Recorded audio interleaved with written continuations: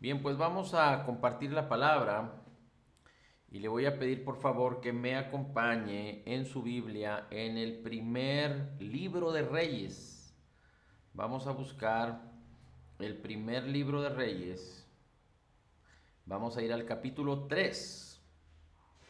Primer libro de Reyes, capítulo 3, versículos 3 en adelante. Vamos a hablar acerca de Salomón y de la sabiduría de Salomón, para después encontrar el eje, la coyuntura acerca de Jesucristo, acerca de la abundancia de gracia y del regalo gratuito de la justicia de Jesús, de los cuales podemos participar tú y yo a través de la fe que viene por la palabra de Cristo.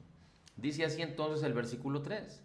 Salomón amaba al Señor su Dios, andando en los estatutos de su padre David, aunque sacrificaba y quemaba incienso en los lugares altos. El rey fue a Gabaón a sacrificar allí porque ese era el lugar alto principal. Salomón ofreció 1000 holocaustos sobre ese altar. Y en Gabaón el Señor se apareció a Salomón de noche en sueños y Dios le dijo: pide lo que quieras que yo te dé. Entonces Salomón le dijo: tú has usado de gran misericordia con tu siervo David mi padre, según él anduvo delante de ti con fidelidad, justicia y rectitud de corazón hacia ti. Y has guardado para él esta gran misericordia, en que le has dado un hijo que se siente en su trono, como sucede hoy.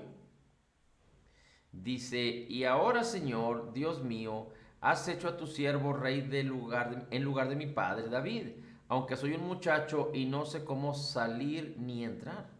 Es decir, no tenía experiencia, él se consideraba con falto de experiencia. Tu siervo está en medio de tu pueblo, el cual escogiste, un pueblo inmenso que no se puede enumerar ni contar por su multitud.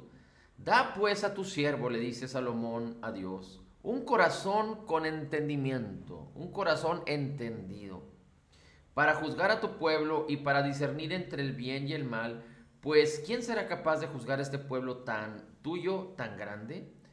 Y fue del agrado de los ojos del Señor que Salomón pidiera esto. Y Dios le dijo: ¿por qué has pedido esto y no has pedido para ti larga vida, ni has pedido para ti riquezas, ni has pedido la vida de tus enemigos, sino que has pedido para ti inteligencia para administrar justicia? He aquí, he hecho conforme a tus palabras. He aquí, te he dado un corazón sabio y entendido. Te he dado un corazón sabio y entendido, de modo que no ha habido ninguno como tú antes de ti, ni se levantará ninguno como tú después de ti. También te he dado lo que no has pedido, tanto como riquezas, gloria, de modo que no habrá entre los reyes ninguno como tú en todos tus días. Y si andas en mis caminos, guardando mis estatutos y mis mandamientos como tu padre David anduvo, entonces prolongaré tus días. Una vez más, esto es muy interesante. Si andas en mis caminos, guardando mis estatutos y mis mandamientos como tu padre David anduvo, entonces prolongaré tus días. Es muy importante que entendamos que no solo David, pero Salomón, el Señor estuvo con ellos, pero ellos no eran nacidos de nuevo. Ellos aún tenían una naturaleza pecaminosa, nacieron con una naturaleza pecaminosa y murieron con una naturaleza pecaminosa, aunque en los caminos del Señor, como dice um, el Señor acerca de David, pero murieron con una naturaleza pecaminosa. Es decir, ellos murieron antes de que Cristo Jesús viniera por primera vez a este mundo para salvar, para restaurar todas las cosas, para redimirnos, para hacernos morir a una naturaleza pecaminosa y hacernos nacer a una nueva naturaleza creada en la justicia y santidad de la verdad. Así es que ellos, aunque no eran nuevas criaturas, no habían cambiado su naturaleza, seguían siendo hombres con una naturaleza caída. Dice la escritura que todo hombre nacido de mujer, es decir, hombre, mujer, toda persona, todo bebé que nace de mujer nace de acuerdo a una o bajo una naturaleza pecaminosa, una naturaleza caída, la naturaleza de Adán. Así es que ellos, de acuerdo a la palabra, andaban conforme a lo que la palabra del Señor les decía, conforme a Dios les hablaba en su palabra. Pero dice aquí, si andas en mis caminos, guardando mis estatutos y mis mandamientos como tu padre David anduvo, entonces prolongaré tus días. Y aquí hay algo muy interesante, porque la palabra de Dios causa no solo bienestar, sino que los días de los hombres sean prolongados.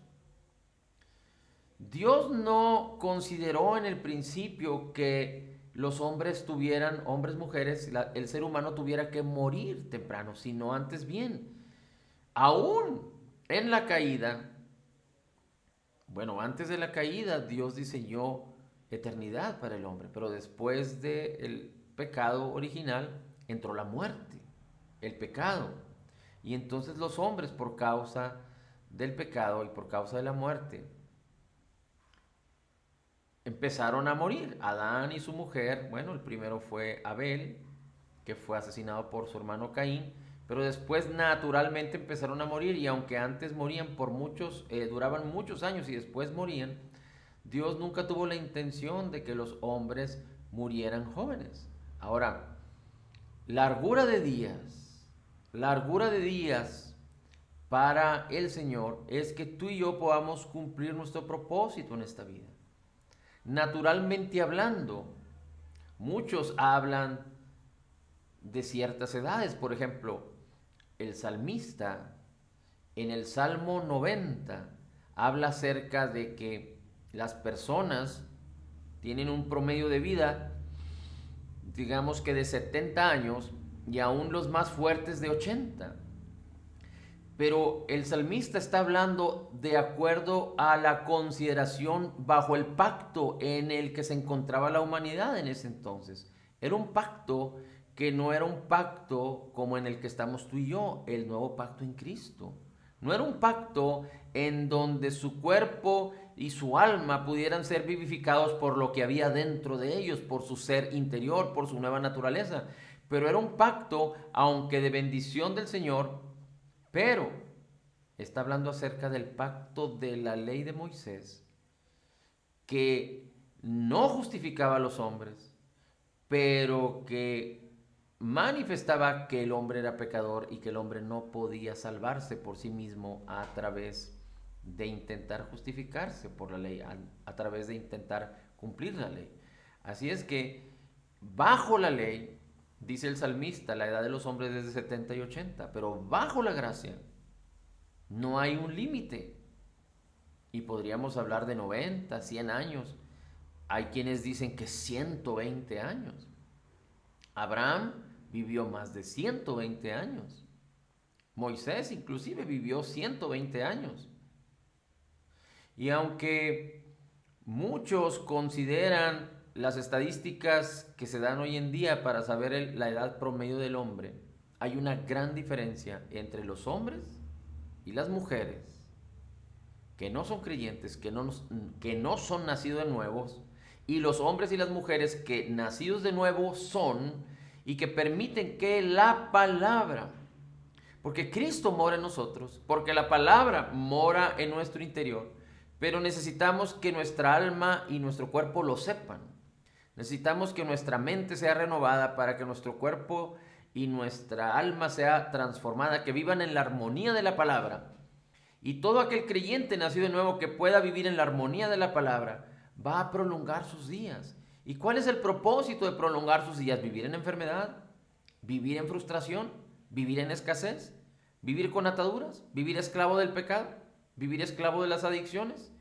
¿Vivir sin objetivos? ¿Vivir sin una razón de ser? ¿Vivir con pleitos y contiendas? No, Dios nos llamó a reinar en vida, para ser un canal de bendición, para amar y perdonar, para causar que muchos vengan al conocimiento de la verdad, para predicar el evangelio. Dios nos llamó con un propósito. Y el apóstol Pablo lo entendía y decía, no me avergüenzo del evangelio porque es poder de Dios para todo aquel que cree. Muchos, fíjense bien lo que les voy a decir y lo digo con mucha convicción, pero también con mucho respeto.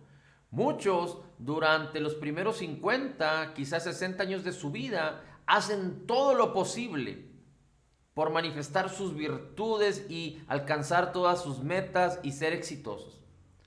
Pero aproximadamente de los 60 en adelante, muchos en este mundo, muchos seres humanos, pierden sus objetivos, pierden sus intenciones, pierden su razón de vivir y ya no buscan nada nuevo, ya no buscan más, ya prácticamente se quedan para reposar y descansar mientras la muerte aparece. Y esto no es el deseo de Dios, esto no es el conocimiento de la palabra del Señor. Para el Señor no hay edades. Para el Señor, dice la Escritura, los jóvenes flaquean, intentan correr, se cansan, pero los que esperan en el Señor, y no está hablando de edades, pero los que esperan en el Señor tendrán nuevas fuerzas. Es decir, no hay límite de edad para los que esperan en el Señor. ¿No recuerda usted a Caleb, compañero de Josué, que juntos liberaron o introdujeron al pueblo de Israel cuando había salido de Egipto y después de que naufragaron o de que estuvieron perdidos en el desierto? Bueno, no perdidos, sino estuvieron, digamos que perdidos ellos en el desierto por causa de su incredulidad, 40 años.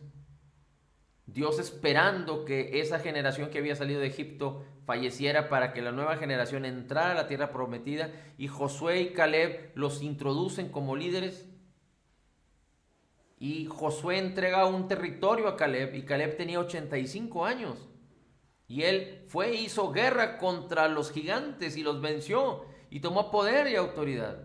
Cuando Moisés sacó al pueblo de Egipto, al pueblo de Israel de Egipto, cuando Moisés sacó al pueblo de Israel de Egipto, tenía 80 años. Así es que cuando nosotros permanecemos en la palabra y tenemos esta ventaja sobre Salomón y sobre David, que tú y yo somos creyentes nacidos de nuevo, si hemos creído en Jesús y hemos recibido la abundancia de su gracia y el regalo de su justicia, que tiene que ver con el perdón de todos nuestros pecados y su obra terminada, completa y perfecta en la cruz, en el Calvario. Así es que podemos aspirar a tener una larga vida, que nuestros días sean prolongados, cuando entendemos, cuando podemos concebir e imaginar que tenemos un propósito, un diseño. Mira, el hombre fue llamado a imaginar, a crear. Somos hechura de Dios, creados en Cristo Jesús para buenas obras. Y si tú te empeñas en un proyecto, si tú te empeñas en una creación, te puedes gozar y puedes alegrarte en cualquier cosa que tú quieras emprender. Y uno se siente vivo, uno se siente útil, uno se siente activo cuando emprendes alguna actividad, cuando emprendes una tarea importante, cuando va a traer resultados importantes, no solo a tu vida, sino a la vida de los que te rodean. Bueno, ¿cuánto más cuando tú te puedes involucrar en los proyectos de Dios en la palabra? Escuché a un predicador decir que si tú te ocupas de las cosas de Dios, Dios se ocupa de tus cosas. Y no podemos vivir de dichos, de dimes y diretes. Pero si tú te ocupas de la palabra, si tú te ocupas de Cristo y creces en la palabra y permaneces en su palabra, conociendo la verdad, conociendo el propósito y caminando en él, en el poder de Dios, en el poder de su Espíritu Santo, en la bendición de Dios, en lo mejor de Dios, en la vida abundante de Cristo, poco a poco, como una semilla que es sembrada y que en su tiempo dará la hierba, el vástago, la rama, el fruto y el grano en el fruto. Entonces, ciertamente tú podrás manifestar la bendición que Dios ya te concedió por gracia en Cristo Jesús. Dios tiene cuidado de nosotros. Dios está listo para ocuparse totalmente de ti, como lo dice su palabra. pero depende de que tú permitas que esto suceda, permitas apropiarte de la bendición, del cuidado, de la protección, del éxito, de la vida de Cristo, a través de cuando crees y permaneces, cuando crees, entiendes, conoces, entiendes y crees correctamente la palabra de Cristo y permaneces en ella. Así es que podemos aquí aprender de que aunque este versículo que dice la palabra, y si andas en mis caminos, guardando mis estatutos y mis mandamientos como tu padre David, entonces prolongaré tus días, significa que la palabra es viva y eficaz, más cortante que toda espada de dos filos, que penetra hasta partir el alma y el espíritu, las coyunturas y los tuétanos. Dice la Escritura que la palabra es sanidad a nuestros huesos, es salud a nuestro cuerpo. El Espíritu de Dios, el Espíritu de Cristo que mora en nosotros, el Espíritu de la palabra que mora en nosotros, está listo para vivificar nuestros cuerpos y activar nuestra alma cuando nosotros, a través de los ojos puestos en la palabra puesta en nuestra boca, la palabra puesta en nuestros oídos, la palabra renovando nuestras mentes, la palabra siendo sembrada en el corazón, es como el enchufe de encendido que enciende el poder de Dios en tu vida y en mi vida. Dice después del versículo 15: Salomón se despertó y vio que había sido un sueño. Entró en Jerusalén y se puso delante del arca del pacto del Señor y ofreció holocaustos e hizo ofrendas de paz, y también dio un banquete para todos sus siervos. Por eso, ahora es bien importante que entendamos algo. Él iba y hacía sacrificios a los lugares altos, a Gabaón y a todos aquellos lugares donde se ofrecían sacrificios. Y hacía muchos, miles de sacrificios, dice ahí la Escritura. Ofreció 1000, déjame decirte, aquí dice ya aquí, cuando Salomón estaba ofreciendo sacrificios, dice, ofreció 1000 holocaustos sobre el altar, en Gabaón, en los lugares altos, pero Dios no estaba ahí. Dios no estaba ahí. Dios no estaba ahí. ¿Por qué? Porque ahí, aunque estaba el templo, estaba el tabernáculo, aunque estaban todos los utensilios y todo el lugar, digamos que los atrios, el lugar santo, el lugar santísimo, faltaba algo muy importante que no se encontraba ahí en Gabaón, y era el arca del pacto. El arca la encontrábamos, o el arca estaba en Jerusalén. Por eso después dice la Escritura que Salomón, dice, se despertó y vio que había sido un sueño, y entró en Jerusalén y ahí se puso delante del arca del pacto y ofreció holocaustos. Gabaón y todo lo que tiene que ver con el templo, con el tabernáculo, con los utensilios del templo, tienen que ver de manera figurada con la religiosidad. Tiene que ver con todo lo que no es la esencia de Dios. Tiene que ver con decir que soy, pero realmente la apariencia, como los fariseos en el tiempo de Jesús. Como muchas denominaciones u organizaciones que se manifiestan o se dicen ser cristianos, llámese católicos, cristianos, metodistas, bautistas, cualquiera de ellos, y no estoy hablando en contra de las organizaciones que creen legítimamente en la palabra y que profesan la palabra de Cristo, pero estoy hablando de todos aquellos que confían en su religiosidad, que confían en la apariencia, que confían en las acciones, que confían en sí mismos, pero que la presencia de Dios no está ahí. Hay muchos, no podría decirte cuántos, pero sé que hay muchos, y esto es evidente.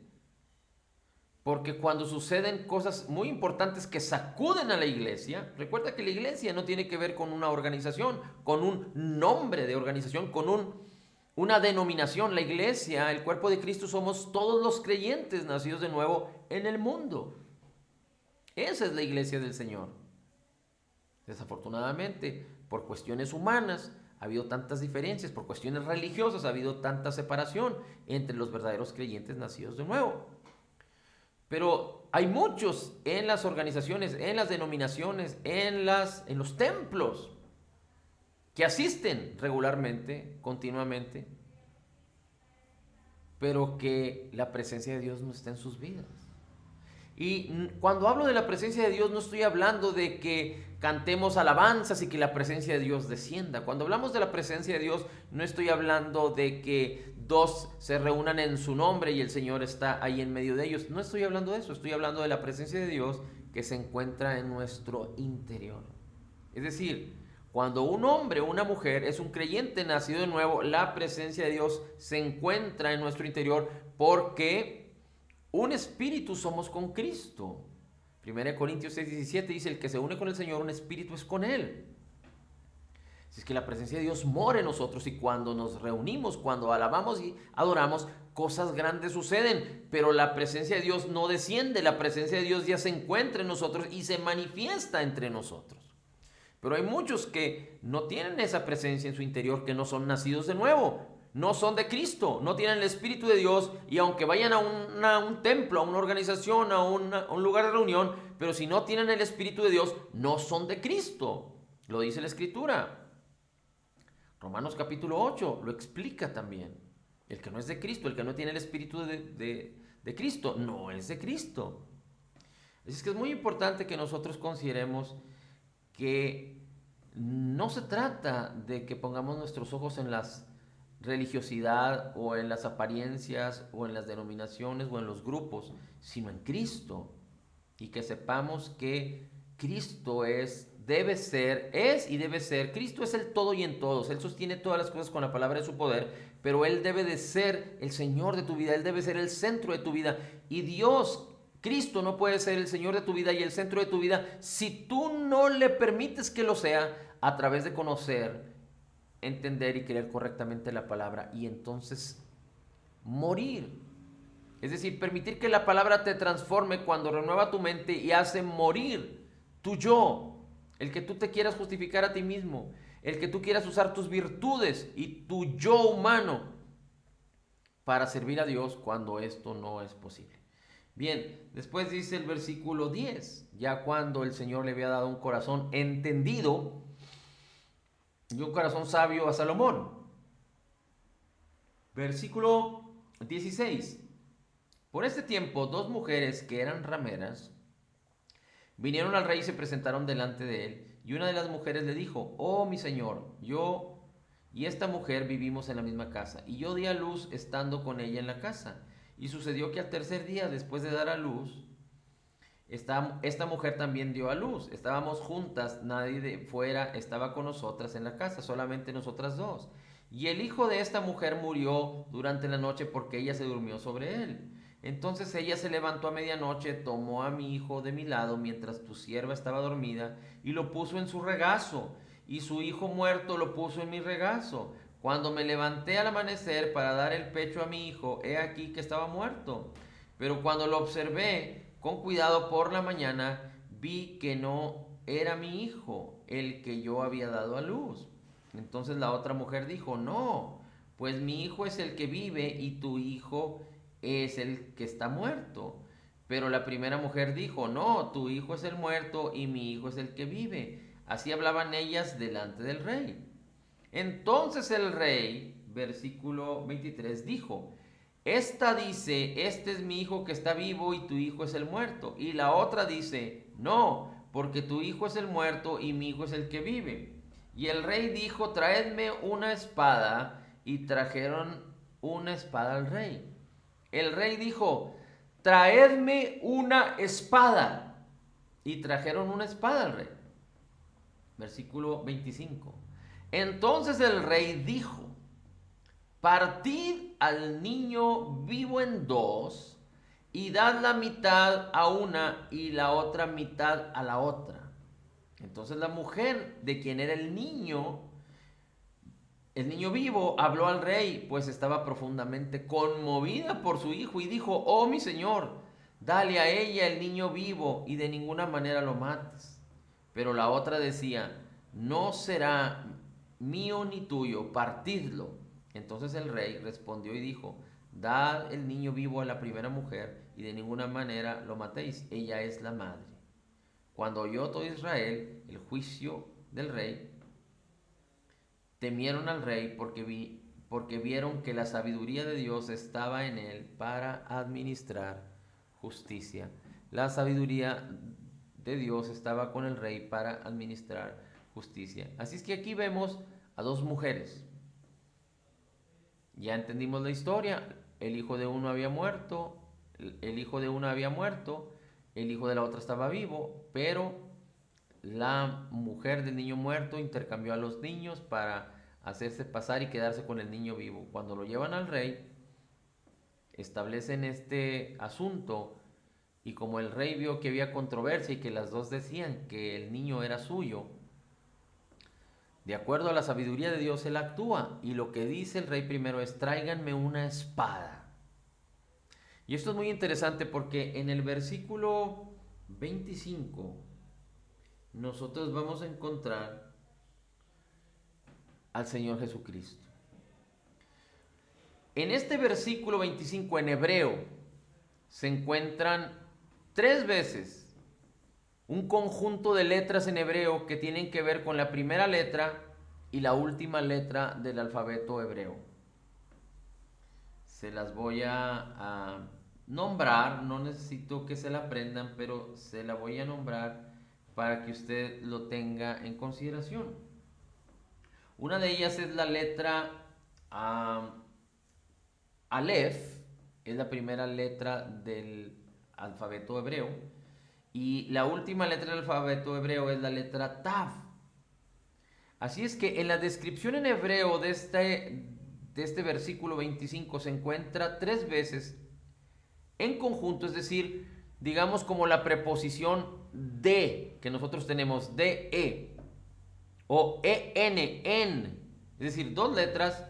Se encuentra así también en este versículo la letra Aleph y la letra Tav. Aleph y Tav.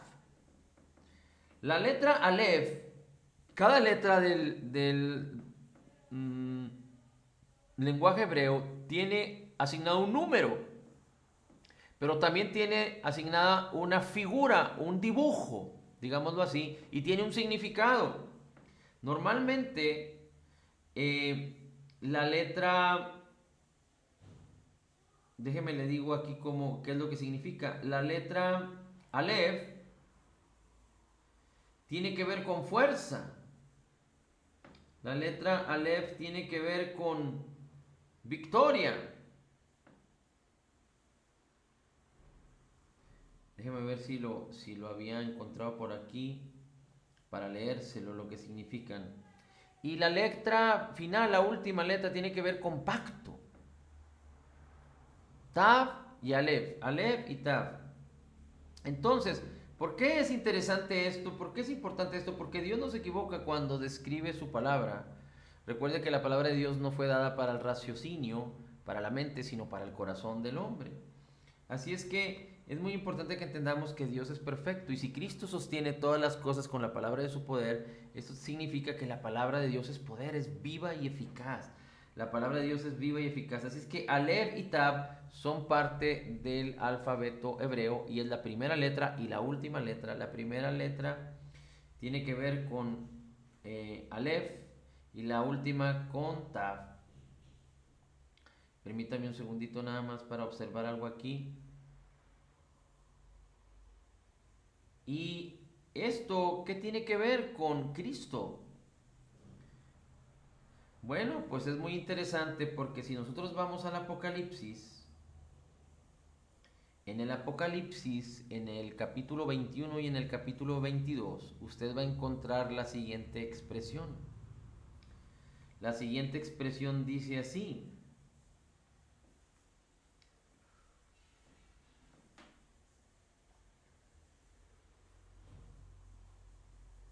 en Apocalipsis, permítame, déjeme lo encuentro aquí, ok. Dice en el versículo 6 del capítulo 21, Dios se identificó a sí mismo como el alfa y el omega. Dice: yo soy el primero y el último. Yo soy el principio y el fin. Yo soy el alfa y el omega.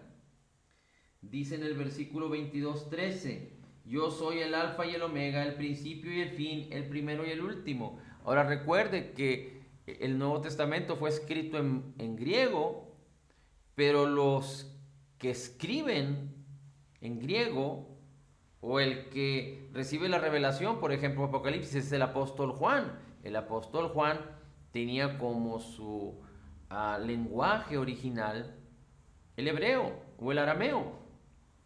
Así es que particularmente la revelación de Dios por el Espíritu Santo a Juan es que Jesús, cuando está hablando de sí mismo, yo soy el alfa y el omega, Jesús está diciendo yo soy el Aleph y el Tab. Yo soy la primera letra y la última letra del abecedario hebreo. Yo soy el alfa y el omega, el principio y el fin. La primera letra y la última letra. El primero y el último. Quiere decir que dentro de las cosas que se declaran y se dicen, dentro de las palabras, todas las palabras tienen un sonido y se describen para la escritura con letras. Y hay un abecedario, la primera letra y la última letra en todos los lenguajes, en todos los idiomas. Así es que Jesús es el Señor aún del lenguaje, de las cosas que se declaran, de las cosas que se dicen. Y mucho tiene que ver con la importancia de la autoridad y del poder que se mueve en este mundo, porque las cosas que se dicen tienen autoridad. Recuerde, la palabra del Señor dice que nos ha sido poder y el poder está en la boca. El poder de la vida y de la muerte está en nuestra boca, en nuestra lengua. Así es que el doctor dice estás enfermo, el doctor dice te vas a morir. Tu cartera te dice no tienes dinero, tu esposo, tu esposa te dicen o tus hijos, o el vecino o el trabajador. Estás en pobreza, eres un pobre, eres un donadie, no sirves para nada. Estás en escasez, estás perdido, estás fracasado. El psicólogo te dice estás deprimido. Estás destruido interiormente. Las noticias te dicen, estás en peligro, estás en inseguridad.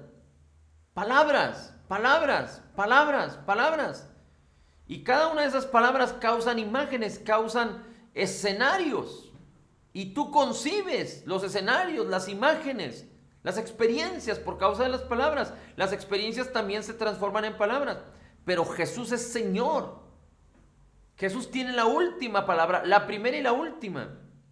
Así es que si tú osas en una situación consultar a la carne, consultar cosas de este mundo, a los licenciados, a los médicos, a los maestros, a las personas, a los ancianos en este mundo, a las cosas en la carne, y no estoy diciendo que sea malo hacerlo, pero si tú los buscas como primera opción para resolver situaciones en tu vida, déjame decirte que Cristo, la palabra de Cristo, en donde están escondidos toda la sabiduría necesaria, porque en su palabra, en Cristo, se encuentra todo lo que nos fue dado, todas las respuestas, todo lo que necesitamos para toda nuestra vida si viviéramos 1000 años. Todo lo necesario se encuentra en Cristo. Y Cristo se encuentra en nosotros. Está disponible para ti y para mí. Para que a través de la fe nosotros podamos usarlo, podamos apropiarnos de ello. Pero si tú no buscas a Cristo, que es el primero en respuesta, el primero que ha suplido ya la necesidad. Cristo ya suplió la necesidad que tú vas a tener mañana pasado. En Cristo se encuentra la plenitud de la deidad. Cristo es todo. Y lo tiene todo y se encuentra en ti. Y todo te ha sido concedido por gracia en Cristo. Has sido bendecido con grande bendición. Y te ha sido dado el Espíritu Santo. Y tenemos acceso a la palabra de Dios, de Cristo, para que sepamos lo que Dios nos ha concedido. Por gracia. 1 Corintios 2:12. Así es que Cristo es el primero y el último, el principio y el fin. Si tú no buscas a Cristo como primera opción y buscas a cualquier persona, a cualquier situación, cualquier ejemplo, cualquier experiencia en este mundo para resolver tus problemas y no lo resuelves, y más allá de resolverlo se agrava la situación, déjame decirte que Cristo también es el último. Cristo tiene la última palabra, como lo dicen por ahí. No la tiene el médico, no la tiene el banquero, no la tiene el juez, no la tiene el licenciado, no la tiene el abogado, no la tiene tu vecino, no la tiene tu cónyuge, no la tienen tus hijos, no la tienen tus padres, no la tienes tú. Cristo es el que tiene la última palabra. Y su palabra tiene la autoridad más alta y más grande. el éxito más alto que existe en este mundo, que alguien puede conseguir en este mundo, se encuentra en la palabra de Cristo. Y tú y yo podemos usar la palabra del Señor para apropiarnos, para tener autoridad, para reinar, para gobernar. Cuando lo hacemos por la fe en el nombre de Jesús. Así es que en el versículo 25 dice, en el 24 dice Salomón, tráiganme una espada. La espada representa la palabra. La palabra, según Hebreos 4:12, dice que la palabra de Dios, la palabra de Cristo, es más cortante que toda espada, 2 filos que penetra hasta partir el alma y el espíritu. Bendice nuestra alma la palabra y hace que podamos entender las cosas que son de la carne y las cosas que son del espíritu. La palabra bendice nuestra alma cuando nuestra mente es renovada. Bendice nuestro cuerpo cuando nuestra mente es renovada. Y el espíritu vivifica nuestra alma y nuestro cuerpo. Las coyunturas y los tuétanos, la palabra es salud y bienestar a nuestro cuerpo. Las coyunturas y los tuétanos, ahí penetra la palabra. Discierne las intenciones y los pensamientos del corazón. Tiene todas las respuestas, aún las respuestas del alma. Así es que la palabra es tan poderosa, tan gloriosa. La palabra es la espada del Espíritu, que es la palabra de Dios, dice la Escritura en Efesios capítulo 6. La espada del Espíritu, es necesario que nosotros usemos continuamente la espada del Espíritu, que es la palabra de Dios. La espada del Espíritu, que es la palabra de Dios. Así es que Salomón dice, tráiganme una espada y vamos a partir al niño. Así es que en este versículo se encuentra 3 veces el conjunto de las palabras Aleph y Tav, que significan el alfa y el omega. Cristo está representado en este versículo 25. Pero además, cuando la Biblia habla de que partid al niño en 2, la palabra en el hebreo niño tiene que ver con un hombre joven. Un hombre joven.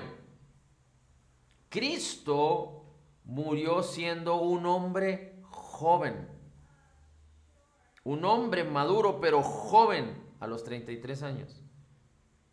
Cristo es un hombre joven. Así es que no solo en este versículo se encuentra 3 veces el alfa y el omega o el Aleph y Tav, que significa o que representa a Cristo, que Él es el primero y el último, pero también habla de partir a un hombre joven. Cristo fue partido en la cruz del Calvario. Hay quienes hablan acerca de la película aquella que se presentó muchos años atrás por Mel Gibson, creo que era el director, que se llamó La Pasión de Cristo. Y muchos quedaron horrorizados y impresionados por cómo él presenta en la pantalla la muerte de Jesucristo o la crucifixión de Jesús. Pero esto no es del todo bíblico. Y no me refiero a que no fue crucificado, no me refiero a que no fue clavada sus manos y sus pies, no me refiero a que no le pusieron una corona de espinos, no me refiero a que las cosas que manifiesta en la mayoría de ellas, porque no todas son bíblicas, no existieron. Significa que no tienen realmente la verdad de lo que existió, porque realmente Cristo fue partido en 2 en su cuerpo. Dice, no conocimos su rostro, perdió su identidad física. El sufrimiento que Jesús sufrió, que padeció, no solo por lo que los romanos le hicieron en su cuerpo, por los latigazos, por los golpes, por la espina, por la corona de espinas en su cabeza, por los clavos en sus manos, sino que recuerde que cuando Cristo estaba alzado en la cruz, vinieron tinieblas y el pecado y el juicio de Dios vino sobre él, como aquel juicio que describe la Escritura cuando Elías estaba en competencia con los profetas de Baal en la época de Jezabel, aquella mujer esposa del rey de Israel, que era como diabólica. Y descendió fuego del cielo y consumió todo el holocausto de una manera poderosa. Bueno, el juicio de Dios, el fuego de Dios vino a consumir el altar, el sacrificio al cordero inmolado, que era Cristo. Pero Cristo era más poderoso y glorioso que el sacrificio de Elías. Porque una vez que vino el juicio sobre Cristo y lo partió en 2, por decirlo así, de una manera figurativa, destrozando su carne y destrozando su alma, pagándose, cobrándose nuestras deudas en su alma y en su carne. Cristo Jesús después dijo: Padre, a ti encomiendo mi espíritu. Y entonces Él entregó su vida. Murió, fue sepultado y después de 3 días y 3 noches resucitó. Sin relación con el pecado, con un cuerpo glorificado. Aún tenía las marcas de los clavos de su costado y en sus pies. De los clavos en sus pies. Así es que aquí vemos en este mismo versículo la manifestación, la representación de Cristo que fue partido, que fue quebrado. Pero vemos la palabra, que es la espada, y vemos cómo en este versículo 25 de Primera Reyes capítulo 3, Salomón utiliza la sabiduría de Dios para resolver un problema. La palabra manifestada, puesta en acción para resolver una situación, y la situación se resuelve exitosamente. Así es que vemos a la palabra, a la sabiduría y a Cristo en acción, y después vemos el resultado glorioso, porque se salva una madre que realmente amaba a su hijo y se salva a su hijo. Ahora, esto es muy terrorífico porque en nuestra sociedad, al menos en la sociedad latina, difícilmente podríamos pensar que aunque una mujer no fuera madre de un niño, no estaría dispuesta a que un niño que es ajeno fuera asesinado por causa de ella tenerlo. Yo creo que no es como muy lógico que suceda, para que podamos entender la perversión que existía en aquel tiempo en la humanidad. Y no es privativo, o es decir, no significa que nunca podrá existir eso. Aquí también sucede, porque el pecado es pecado, porque el príncipe de la potestad del aire sigue gobernando este mundo, porque hay maldad en el corazón de los hombres. Todos aquellos que están sin Cristo están listos, propensos a caminar en la malicia, en la maldad, en las tinieblas.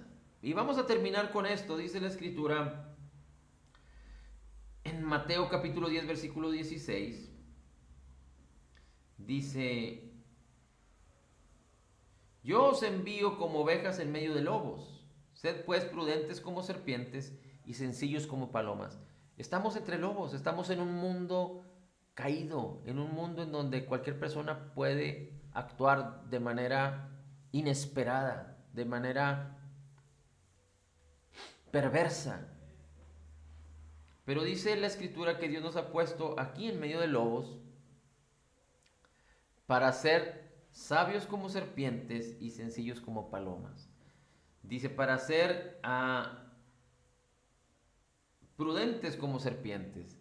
Y la palabra en el griego prudentes tiene que ver con sabiduría, con inteligencia espiritual, la cual ya tenemos en Cristo. 1 Corintios capítulo 1 versículo 30 dice que Cristo es nuestra sabiduría. Cristo mora en nosotros. Es que la palabra que tenemos, a la cual tenemos acceso, la palabra que ya tenemos en nuestras vidas, puede manifestar la sabiduría de Dios siempre que tú estés dispuesto, siempre que tú utilices la palabra para caminar en la sabiduría de Dios. Así es que tiene que ver con la sabiduría, ser sabios como serpientes y ser sencillos como palomas. La palabra en el griego que habla de sencillos tiene que ver con algo que no es contaminado, que simplemente es, digamos, como el oro, que no es contaminado con otro material, con otro metal, sino que es puro. Así es que cuando nosotros somos sabios con la sabiduría de Dios, no del mundo, porque la sabiduría del mundo es animal, terrenal y diabólica, pero la sabiduría de Dios es pacífica, no tiene incertidumbre, es poderosa, tiene virtud. La sabiduría de Dios es una bendición.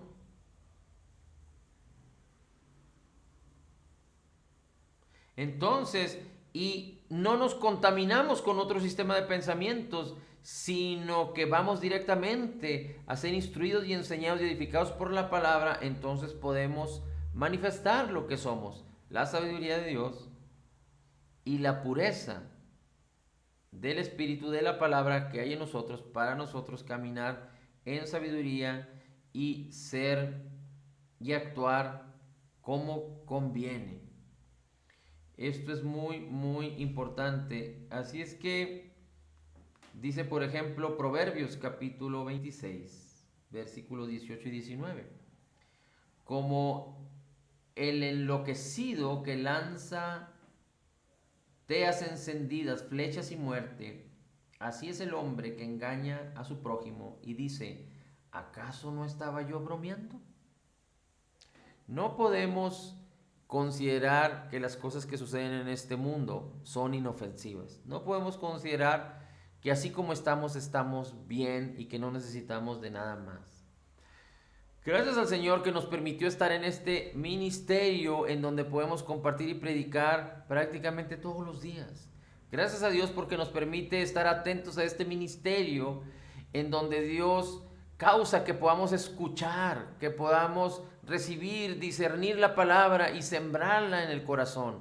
Porque las cosas que hay en este mundo son perversas y porque no es suficiente con tener una palabra de vez en cuando para poder ser exitosos, sino que Dios quiere que permanezcamos en la palabra de manera continua, que cada día tomemos el pan de cada día, para que entonces permaneciendo en la palabra podamos vivir, no a solas, no para nosotros mismos, pero para cumplir el propósito de Dios y reinar en vida, siendo un canal de bendición para muchos que están esperando a conocer, a recibir una palabra que tenga que ver con la verdad de Cristo. Porque a través de conocer la verdad, permaneciendo en la palabra de Dios, entonces podemos experimentar la plena libertad que Cristo Jesús conquistó por nosotros en su obra terminada, completa y perfecta en el Calvario. Amén. Gracias, Padre, te damos por tu amor, tu bendición, tu palabra y por lo que tú nos has dado en Cristo Jesús por gracia. En Cristo declaramos que somos total y completamente perdonados y sanados, perfectamente justificados, altamente favorecidos, profundamente amados, grandemente bendecidos. Somos la justicia de Dios en Cristo Jesús, recibiendo la abundancia de tu gracia y del regalo gratuito de tu justicia, declaramos todo lo puedo en Cristo que me fortalece. Amén, amén y amén.